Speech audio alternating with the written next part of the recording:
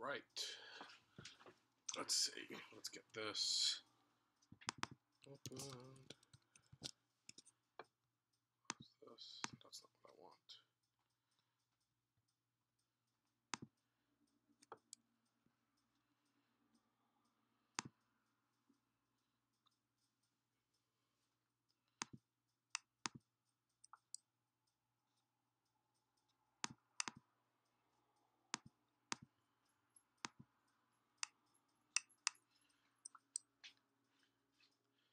Can you hear me?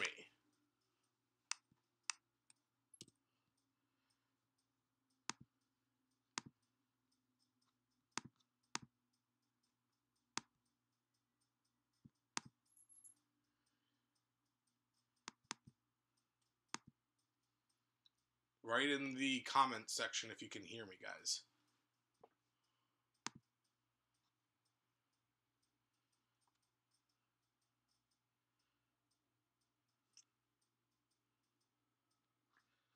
Let's get some more light in here too. See if that's better. Loud and clear. Okay, cool. I'm trying to get... Right now it's using my computer microphone, even though I have a whole separate webcam set up. And I'm trying to just try one more thing to see if I can get the actual microphone from the camera to work. So I'd rather use that than using my webcam mic. This is the one last thing. I thought I had it all away, but apparently not. So let's try one more thing. I don't think it's going to work, but we'll see what happens. Here we go. No, that's not it either. Preferences. This is my first live stream, so I apologize. Alright, yeah, it's not going to happen. So at least I have audio from the computer webcam mic. As long as it sounds good, that's important. Yes, always at least one or two glitches. So as I keep doing live streams, I got to figure out how to make that work, but not a big deal. We'll wait for there. So there's 5 people watching now. Pretty cool. If you want to just type down in the comments where you are, where you're coming from, where you're watching me from. It's always nice to know where everybody is at. I figure we'll give people a handful of minutes just to get comfortable, or just to get themselves logged on and everything.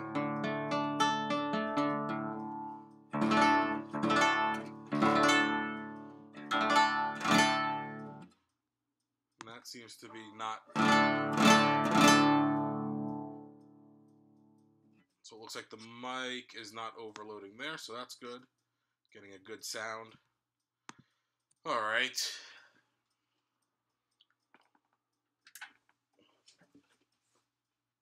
Ontario. Nice. Awesome. That's cool.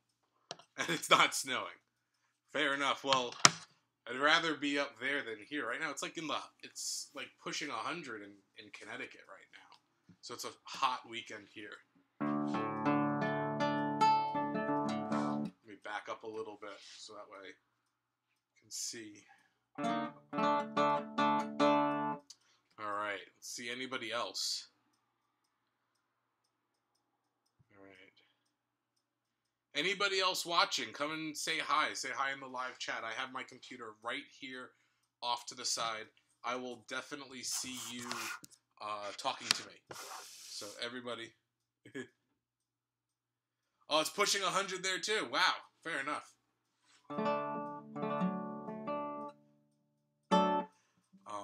So yeah, anybody else who's watching, who is just watching, come and just say hi in the chat. Let me know where you're from. So pretty much what'll wind up happening is, if you've been following me at all on Facebook, or if you're a subscriber on the channel, you'll know that I have been posting a new video every day of my progress on this piece, Saudade number 3 by Dyen. I started it back May 21st, and I've been, working on it ever since, and I figured I would chronicle my development on the piece. This sort of came about because I've had some college students and some of my other students just having a little bit of issues in terms of really learning music at, I don't want to say an acceptable rate, but at a fairly quick rate. And it's a little different if you're just taking lessons or if you're just learning on your own. You don't need to necessarily be so concerned about how quickly you learn a piece. Although, with that said, I've had recreational students who take forever to learn a piece, and they get so annoyed with it that ultimately, by the time that they're done working on it or done learning it, they don't want to work on it anymore. They don't want to go through any of the musical aspects of the piece because they're just so over the piece. So I wanted to chronicle my experience in learning the piece, and along the way I set certain goals for myself that if you watch through all 37 videos now at this point, this being 38, if you watch through all those videos, you'll see me isolate and identify certain goals that I try to achieve. And some of those are achieving from day to day, and I do weekly recaps and all that kind of stuff. So if you haven't seen those videos, if you haven't been keeping up with that, this is the culmination of that series. So I started working on this piece actually May 20th. Or was it? Maybe it was May 21st. Yeah. No, May 20th, and then I did my first video on the 21st. So it's been about 40, 41, 42 days of working on this piece. And while it's definitely not up to what I would say a concert standard, I'm sort of sharing this behind the scenes aspect of learning a piece. So today is, like I said, the culmination of this series. I'm going to not be releasing daily update videos on my practice of this piece. Whether or not I continue with doing something weekly or monthly, that's probably more up to people's interest more than anything else. As it goes through, but just bringing you into the process a little bit, taking down that wall of, what happens when I see a piece of music for the first time and how do I get it to a performance level. So there's certainly still kinks to work out on this piece. This is probably going to be, I'll probably start performing it, not probably, I will start performing it in September. Probably the first public performance of this piece will be at every year Central Connecticut State University, CCSU, does a faculty showcase concert, and I'll probably perform this piece on that showcase concert. So we got 5 people, still 5 people watching, still no one telling me where they're from. Oh well. I think I can actually see the participants. Oh, well, it's just me and the other person who's been in the chat. So that does me no good. I don't get to see who's actually on here. But I will pop out the chat a little bit so that way I can see when people are talking. So again, feel free to type, say hi, all that kind of stuff. So I'll perform Hi from Sweden. Hey, the Danish Walrus. Cool. So all over in all the way to Europe. That's awesome. So how's it going? So what'll happen is that I'll run through the piece. The piece is about 7 minutes long, and then I figured, doing a live stream for like a 7-minute thing is probably almost borderline worthless. So I figured I would do my first Q&A. So everybody who's watching, hopefully you've got some kind of question that you can ask me. Go ahead and type it in the chat, and I will answer after the performance. So yeah, so we'll give, it's been about 10 minutes or so. We got 6 people. People are coming in and out. So, I'll start performing, and if someone comes in partway through, then they come in partway through. But the live stream will probably go until 3:30, 3:45-ish. And, just feel free to ask your questions. Can be anything under the sun, within reason. Kind of envisioned it to be guitar-related questions, but doesn't necessarily mean that it has to be. So we'll get ourselves going and make sure that I'm in tune.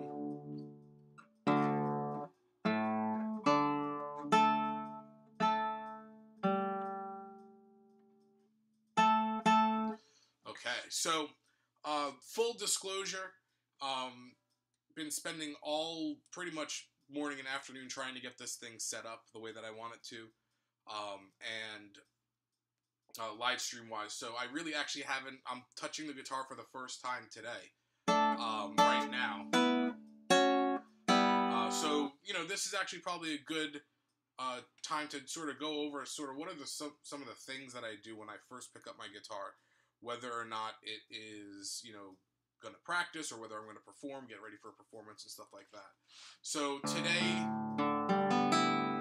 what I had noticed is that as a classical guitarist, we keep nails on our right hand, and I noticed that they were getting a little worn, a little worse for wear. So I decided to do a quick little touch up of the nails. And right now I'm just kind of getting used to that new touch. So just making sure that I can find the strings with my fingers. I know it sounds silly, but it's something really important in terms of playing. So I've just been going, slow, just making sure that I can find the strings with my fingers. But I haven't played it all that much today, or actually at all. So if you've seen some of the last recap videos that I've done, I think it was definitely 28. This is really hurting my brain. And video 34. I did what I call worst case scenario run-throughs, and that's where I don't touch the guitar. I pick the guitar up cold, and I just play. And that gives me a sense of knowing the true state of the piece. What, if anything's going to buckle under pressure, those areas that I've done in a cold run-through will usually buckle. Usually these run-throughs aren't pretty, but we'll see what happens. So I'm going to run through the piece now, and like I said, I will answer questions at the end of the performance. Keep writing them in the chat, and I will make sure if I need to scroll back up to see. So here we go, Saudade number 3.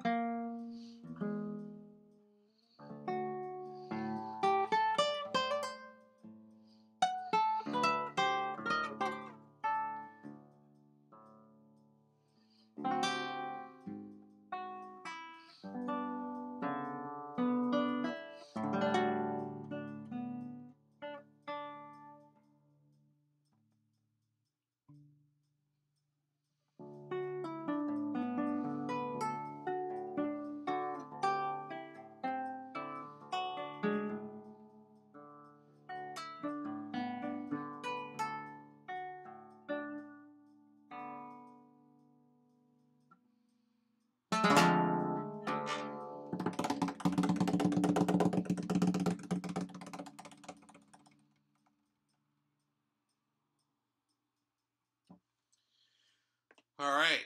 So there was the piece. We got some questions up here. All right. So first question, Danish Walrus. He's got, how long have I been playing the guitar? So I've been playing the guitar for probably more than 25 years, I think, at this point now. So I started when I was 7. And I started off just sort of having, like, regular guitar lessons. You know, I had a big old acoustic guitar. I actually started on my dad's acoustic guitar. And when I started the guitar, I mean, 7-year-old, and I'm like, haha, hi from New Jersey. Hey, yep, you'll like this story. So I started on my dad's guitar, and 7-year-old, big old giant jumbo body guitar, and I remember some of my earliest memories was just the guitar never stayed in my lap when I was playing. It was always slipping out and whatever. On hindsight, it's because the guitar was just too gigantically huge on me. But that's another point altogether. But every time that it would slide out from under me, you have like the old metal stands and it would hit right in the edge. And so my dad's vintage Gibson jumbo bodied guitar, every time it hit into that side of that music stand, I'm pretty sure his soul died a little bit inside. And then ultimately a few months later, they actually got me my own guitar. So I started on that, taking just traditional lessons. I actually had been playing guitar for probably 7 years before I even knew what a classical guitar was, nylon strings and all that kind of stuff, and what classical guitar music was. And so the rest is pretty much history. So long story short, or long story long, I've been playing for over 25 years, definitely, at this point now. Let's see. What is the hardest song that I can play? That's a pretty loaded question, because hard to me is relative, right? So sometimes something can be challenging, and then after you work on it and after you learn how to do it, it no longer is hard. In terms of complexity of music that I play, I would probably say, just in general, way back when I was in grad school, I played the Second Lute Suite by Bach, and actually there's videos of two different performances, depending on which video you have, a performance of a run-up to my recital, and then some performances of different movements at my recital. But if you go on my channel, you'll find those videos. The Second Lute Suite was pretty challenging, because it's got a 7-minute fugue, which is probably one of the more complex musical forms that you can play. So just musically, that's a really challenging piece to wrap your head around. And in total, it's like 23, 24 minutes worth of music in one big chunk. And that's a challenge to wrap your head around, a challenge to perform. Endurance-wise, it's a pretty big challenge. And then also sort of communicating it with your audience and keeping them interested in what you're doing provides some challenges. I find that larger works, so like also the Giuliani Rossiniana,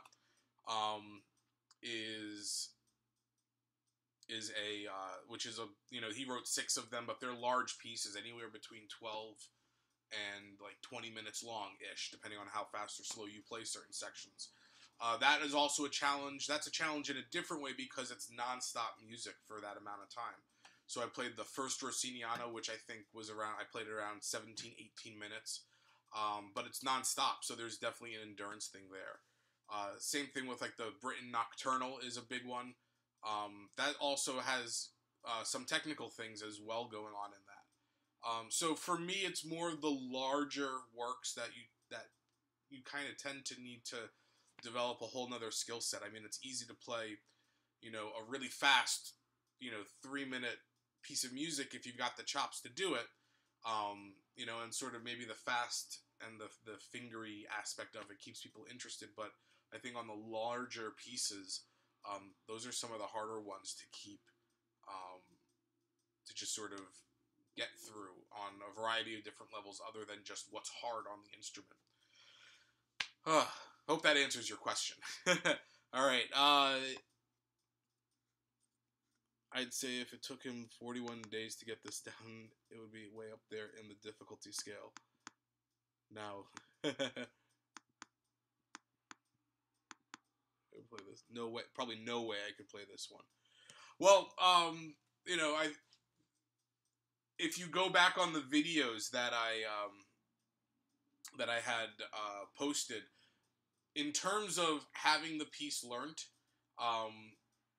on video number 15, I think I played my first full performance, first full run through of the whole entire piece.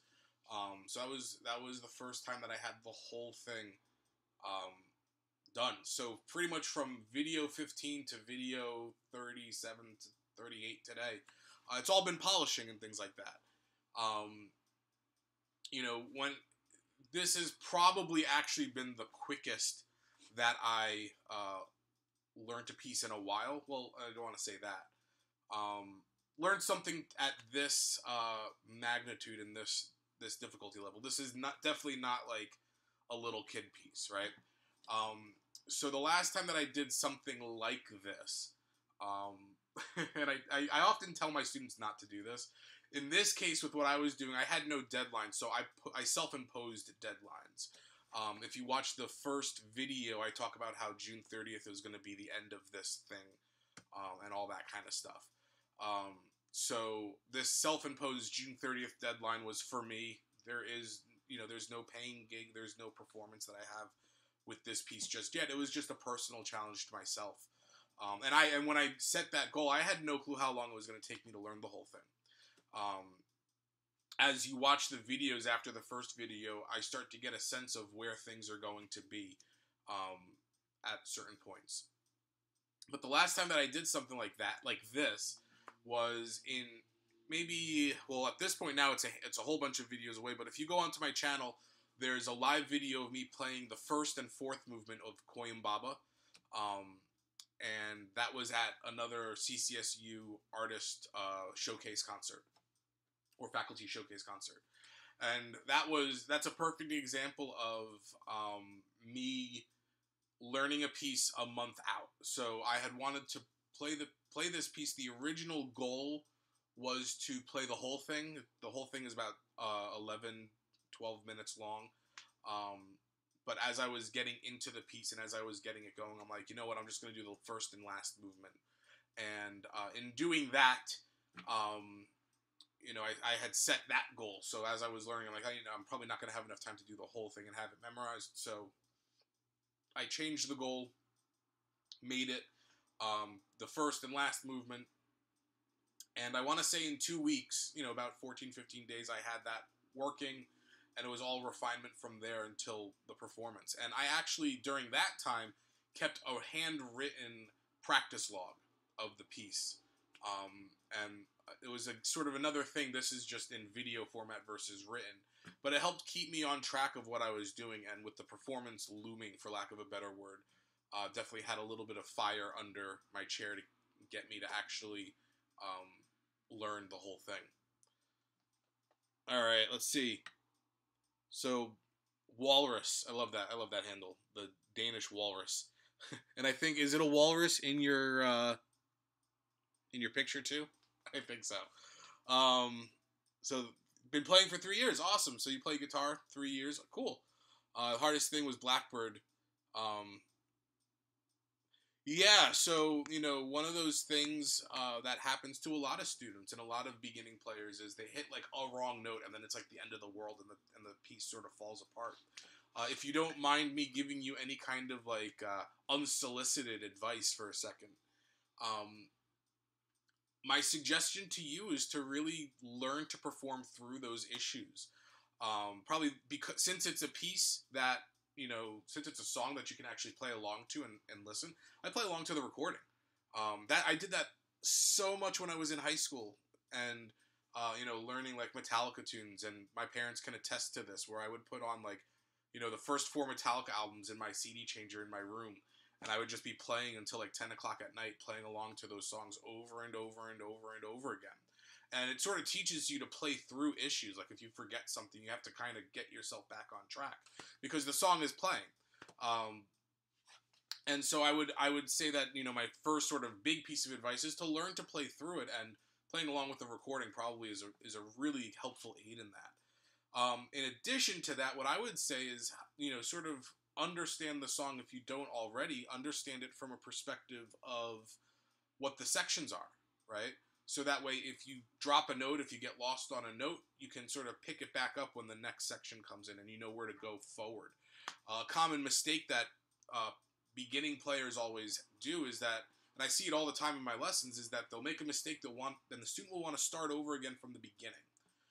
And I understand that. You want to play the song to your best ability, and you've probably played it once or twice really well at home from beginning to end, and that's what you want to do.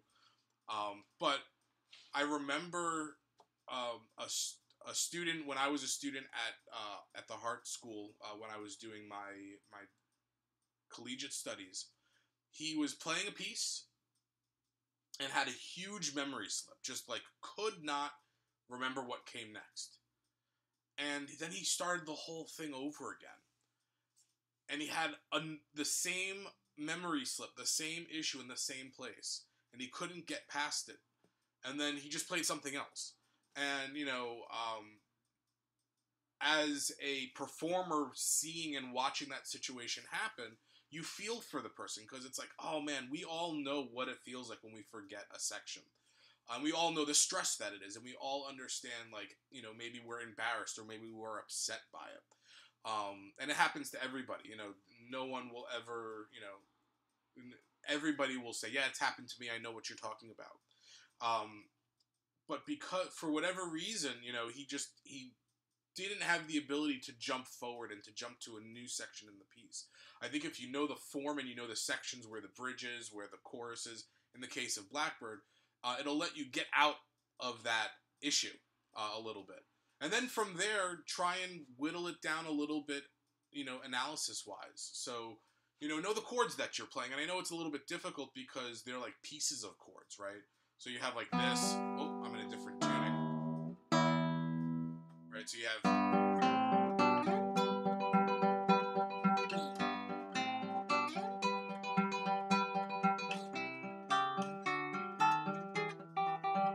So kind of try and know what you're actually playing other than just where your fingers are going. So for instance, I know that this is, you know, this part, that's part of a G chord.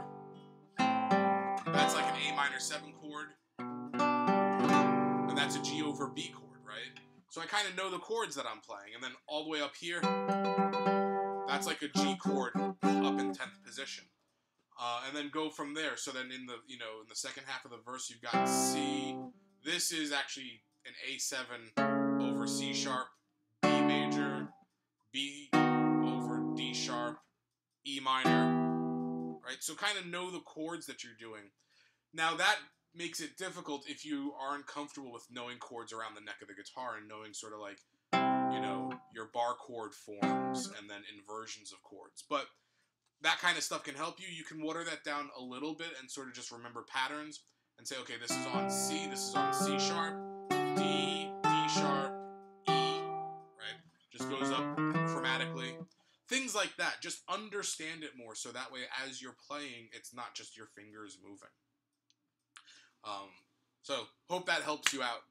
You know, like I said, a little bit of unsolicited advice, but why not? So let's see, what else do we have going on? Yes, so I have this discussion a lot. So online consulting services, you know, time, you know, giving a time limit for a goal and all that stuff. I talk to this with my students all the time. I talk about how you have to be goal oriented. You know, even if you're a recreational player, even if you're doing this for the fun of it, you know, you can very easily just sort of circle the drain, as I call it, just going around and around and really not get anything done. And in the short term, it's not necessarily a big deal. If you're having lessons, maybe it provides a little bit of frustration from week to week as you go to your teacher. But from a short-term perspective, it's not that big a deal. But long-term, in terms of enthusiasm for playing music and enthusiasm for the instrument and your own sort of self-esteem on the instrument, it does have some very big effects. I mean, if you think about it, if you're not getting better at a hobby that you want to pursue, very rarely do you maintain that hobby for an extended period of time.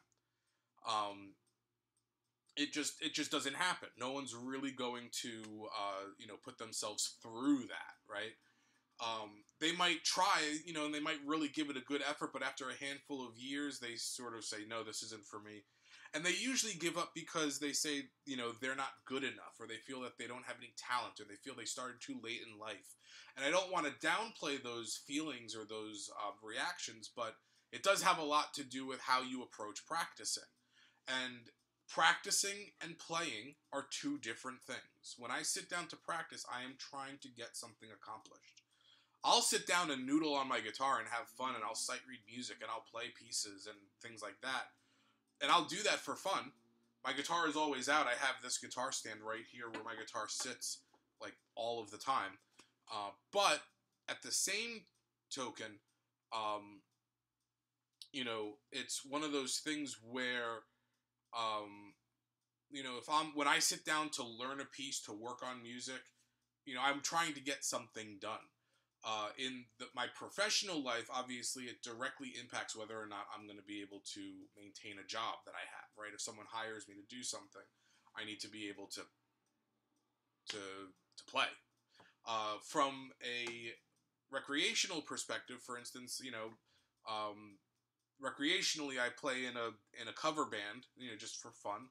And when I sit down to learn a song, my goal is to sit down and to learn the song. I don't just sit there and noodle around and do whatever. I am there with a very specific job to do. And so, I think that if you're sitting down and practicing, having a goal, even within that day, have a goal and try to achieve it. I talk about, substantial, significant results. Can I leave my practice session having felt that I accomplished something? Doesn't need to be the end result goal, but it should be something that is one step closer to where I want to be. Writing things down, that I talk to a lot of students about that. For me personally, writing things down never really helped me in terms of the fact that I always spent more time writing things down sometimes than actually getting things accomplished. So, for instance, like doing the video logs over the course of the past month and some change, it takes me longer to record the video, than to just know what I'm going to practice for the next day. For whatever reason, that stuff sort of just sticks in my head. Even when I was in school, I would never write down things in an assignment journal or stuff like that. And I would say about 95% of what I needed to accomplish, I would remember. The 5% of what I would need to remember, I would forget that homework and then, get yelled at school or whatever. Most of the time I internalize a lot of like what I have to do when I practice. And then usually as I'm practicing, things come back up and that memory is sort of flipped for me in my brain. But I'm on the guitar so much that it's a little different than someone who's practicing 30 minutes a day. They just don't have the hands-on experience with the guitar and thinking guitar that much. So definitely writing things down is so helpful, and definitely a good idea.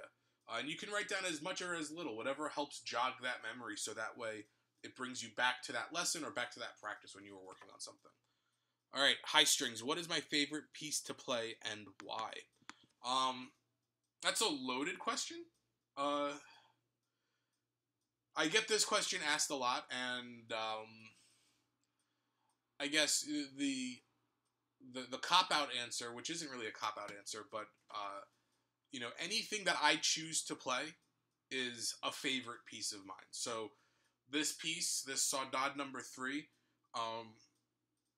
this piece that I just started, or that I just started working on this past month, this has actually been in my to-do pile for probably at least 5 years or so.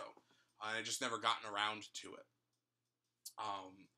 So I wanted to play this piece, the Tedesco Capriccio Diabolico, which is on my current concert program. That's a piece that I love playing.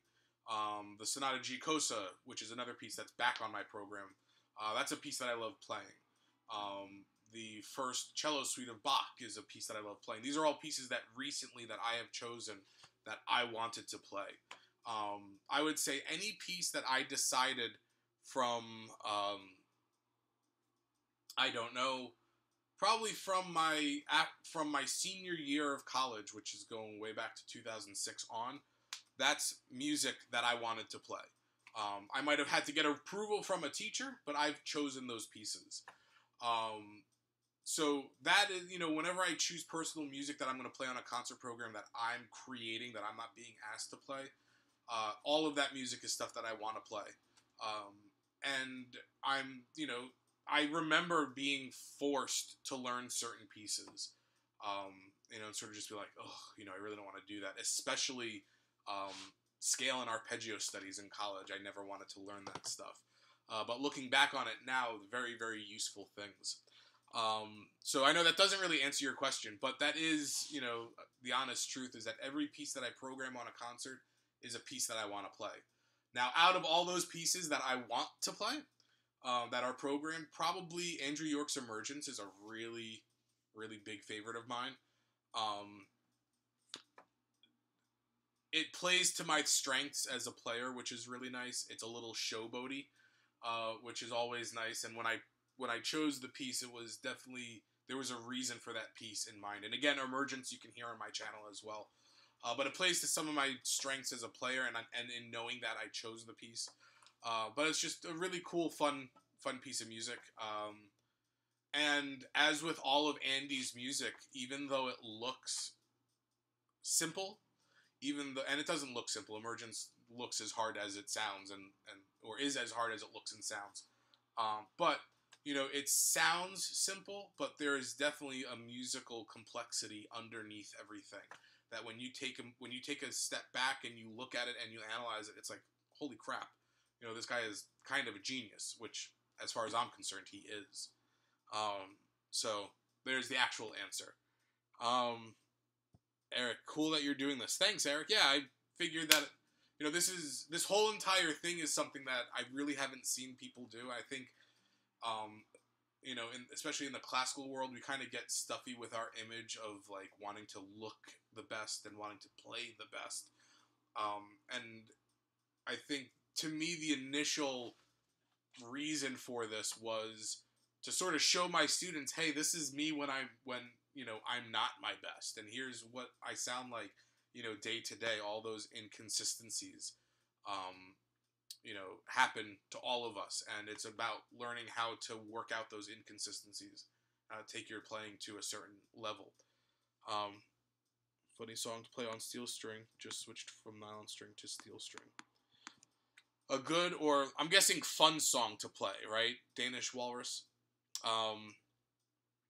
Well, if you're doing Blackbird, a good piece to learn that I think that I actually really enjoy a lot of, is a Karuli study. It's from, or no, is it Karkasi?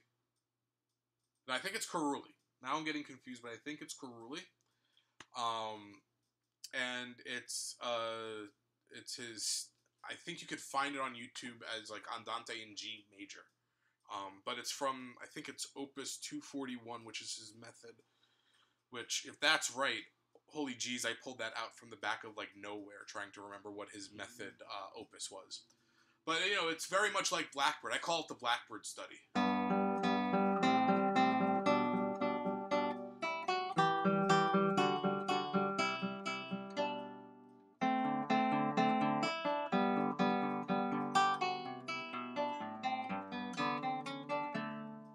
Just, that's a really nice piece. And if you're already playing Blackbird, that's, you know, it's got a lot of the same things, a lot of the same technique. You know, and you could do that on steel string, even though it's a classical guitar piece. I've taught it on steel string. A lot of the, you know, there's a lot of transfer that you can make from classical guitar repertoire to steel string.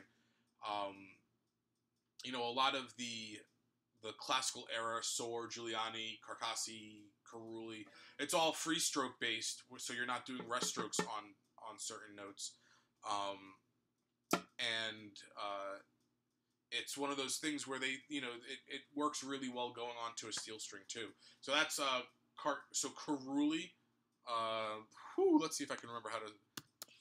Crulli is the name of the composer, and Andantino in G major, or Andante in G major. If you search that in YouTube, I am 100% positive that you'll find it. It might take a few clicks to find it, but you should be able to find it pretty quickly. Actually, I'll do a quick YouTube search right now since I have my computer, and show you. So I'm doing Carulli, maybe, come on, Carulli, Andantino in G. I bet you this is it. Yep.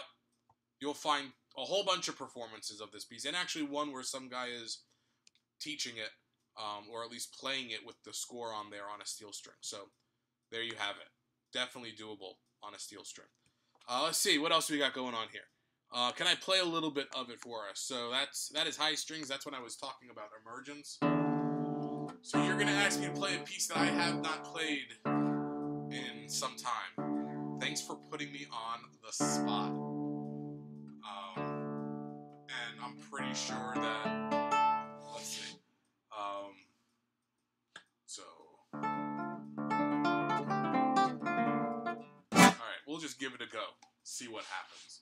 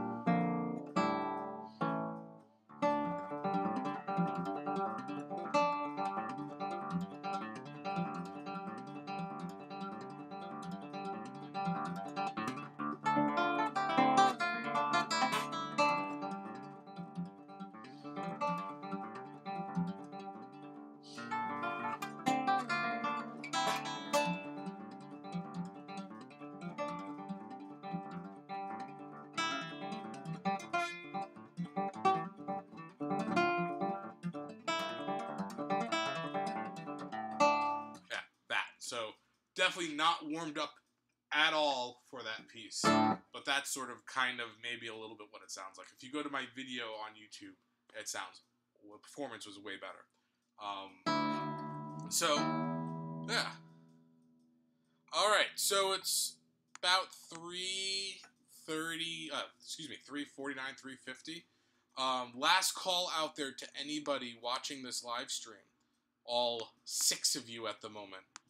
If you have any last minute questions that you have, let me know. Tell us something about the guitar that you're playing. Asking all the right questions. All right. So this guitar, if you are a subscriber of my channel, you may notice that this guitar looks a little bit, well, it looks different than the guitar that is on most of the videos. The classical guitar that's on most of the videos. This guitar was built by Alan Chapman in Amherst, Massachusetts, and it was completed in 2017. So last summer, actually, I did my first video was a lesson video on a source study, I think, that featured this guitar. This guitar is like 2 or 3 years in the making. So about maybe late 2014, I started, actually no, probably sooner, probably 2012 or so, I started to become unhappy with my current guitar. At that time, I was playing in a guitar quartet with a handful of friends. We all played Alan Chapman guitars, and I just wasn't liking how my guitar sounded with everybody else's. Everybody had a certain Australian-style guitar, and I had Alan's extended lattice model that he sort of designed and created. And I just wasn't happy with it. I wasn't happy with the sound I was getting. I wasn't happy with the volume and the projection that I was getting. And, you know, it just wasn't what I wanted anymore. I would say that my tone palette changed, you know, what I wanted to hear. So I would say maybe 2015 or so, Alan started working on these different models, these different designs. And we were originally just going to retop my guitar. And then he, you know, had these different guitars, and I said, oh, and he was going to update the extended lattice design. Because he was kind of known for it. I was really the only guitarist at that time really playing one of his extended lattice guitars visibly. I would say, especially with all the videos that I was doing, and still am doing. So he wanted to update it and sort of, he had some ideas on the design. Anyway, so he, you know, I got to play that, and then I played some other models that he was working on and just experimenting with. And I said, you know, no offense, but I really like this version right here, this tester that he had. And it happened to be what this guitar ultimately became. And I said, is it okay? You know, I know that you wanted to do the extended lattice thing, but is it okay if we do this? And he said, yeah, absolutely. It did what I needed it to do. You know, there's a sweetness that I can get from this that I couldn't get from my Chapman. And so cedar top instead of spruce, that was a big development for me. There's other aspects. I think there's a cedar neck heel in here. I'm not sure. Chapman tells me all these things, and then I forget them because they're way too technical for me to remember. But you know, the big thing is that, you know, it's the guitar is actually a little bit longer this way. So it's a different size guitar. It's about an inch longer at the bottom. But you know, I really enjoy the power that I feel it has. You know, I feel more connected to the sound that I'm creating on it, whereas the other guitar felt a little like I was playing behind a wall, which is a weird thing. Part of that was that guitar had double-sided sides. I think the back was a single-ply back, but the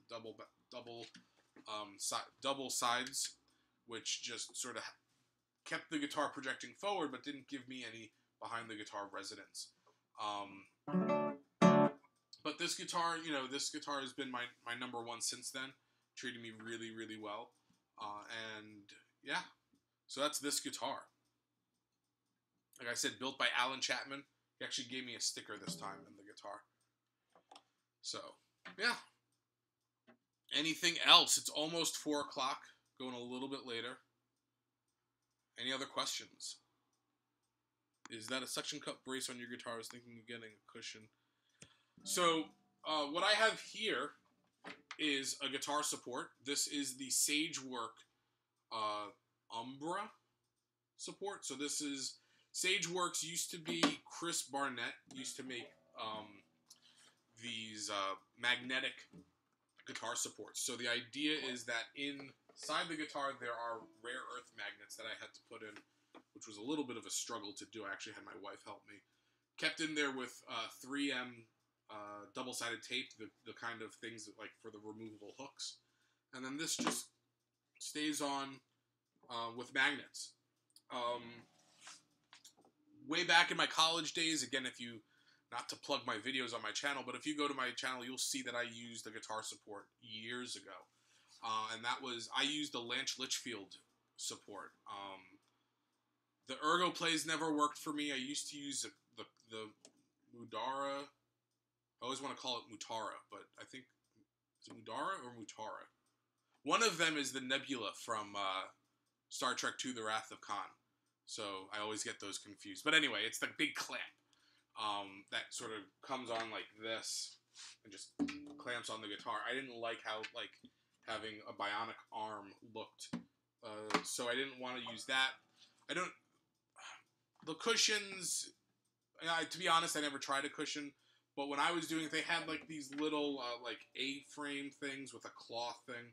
I never liked anything with the cloth because it would give under my leg. I wanted to have the security. So I got this guitar support from Lance Litchfield in Australia, and that was a suction cup support. Lasted me, was great. I used it tons. And you can see videos of me using it, but ultimately it broke. Like, I guess just one night, I left it in my car, and I took it out of my car the next day, and it was broken. It was really, really big bummer. Couldn't fix it either. And then at that point, I was trying to use an Ergo play, and that kind of worked a little bit. But at that point, I ultimately just went back to a footstool. And then a handful of months ago, you know, I had some back problems and everything. And I just decided to go back to this. It was actually shoulder problems with the shoulder problems and back problems. So I just went back to a guitar support, and I got this. These are great. I like the range of motion that it has. I'm not even using it on its fullest. This is at its fullest height. This is at its lowest height, almost lowest height. I'm probably sitting in the chair a little bit high. There we go. You know, but I just like it. You know, it fits really well. This is sort of the new support that everybody uses. It's Sagework or Sageworks. If you Google search that, you'll find these supports. They have one that is made out of wood. Looks really, really classy, but it's like double the price of this one, which is like 70 something bucks. So I just got this. And the choice of this versus the other one, I asked my wife, sent her pictures of both. I'm like, you pick which one you want me to use, which one you like better. And she picked this one, and she didn't realize it was the cheapest, so go her. But you might notice these suction cups on the guitar, and that might have been what you were referring to with the suction cups. This is a system that I can't take credit for. My teacher in college, he sort of developed this thing. So whenever I use a guitar support, what I don't like is how unstable the guitar is. And even with a footstool, it's the same thing. With a footstool, we tend to use like the shelf liner on our legs to help keep the guitar still. But with a guitar support, that doesn't really work for me. And I just don't like the instability. I feel like I'm gripping the neck. So what I have here, you probably can't see them, but what I have here are dead guitar strings that I use, and they hook onto the suction cups hooks. And I might actually ultimately take off these hooks because I don't like the metal. I keep scratching myself on them. But that helps keep the guitar stable for me. And I call these my seat belts. And when they're on my belt loops, it's my utility belt. So that's what I do. I can hold the guitar and just, do whatever, and the guitar's not going to go anywhere. It's a little absurd and ridiculous. It's not for everybody. But it does keep the guitar where I need it to be, and it provides me with a certain amount of security that nothing else does. And I just don't care. I didn't care then. I don't care now. It does what I need it to do, and that's all that matters, as you go through. So, yeah. All right, it's just about 4 o'clock. Last call for questions. Last call for questions. Yeah, I have a friend, Matt Linder, who's in the Mobius trio, and he actually just recently got an 8-string Brahms-style guitar, which if you know Paul Galbraith, excuse me, he sort of holds it like a cello and everything, and Matt is sort of trying to find out, how he wants to hold his guitar and everything, and he sort of holds it with an extreme angle, sort of like me as well. I actually went back to this extreme angle because I was I want to keep this part of my shoulder relaxed. But it brings in, everything's a compromise on the guitar, it's a pain. But anyway, I told him about that, about this that I do. I don't know if he's using it or not, or if he even gave it a try, but, he was having issues with trying to just hold the guitar, but I'm sure he's come up with something now. But I have to say that his 8-string guitar makes me want an 8-string guitar, but I think mainly I just like new things, new gear and everything. All right. Well, okay, guys, it's 4 o'clock. I'm going to sign off. Thanks again for watching and tuning in. Very first live stream, and we'll see what happens, going forward. This might wind up being a thing that I do on the regular or not, but we'll see. We'll see how this video gets received afterwards and everything. So everybody have a good afternoon, evening, wherever you are. Thanks again for watching. And if you haven't done so already, if you're watching this live stream, you probably are subscribed to my channel. But make sure you stay on the lookout for new videos. I won't be posting every day. I think people got a little annoyed that I was posting new videos almost every day. There was a lot of influx of stuff. But anyway, I'm going to work out some of the kinks with the audio to see if I can get, me to start using the mics for my camera rather than my mic on my computer. And the future live streams will be more awesome. That's all. So you guys have a good day, good evening, and thanks again for checking it out. And I'll see you guys elsewhere on the internet. Bye.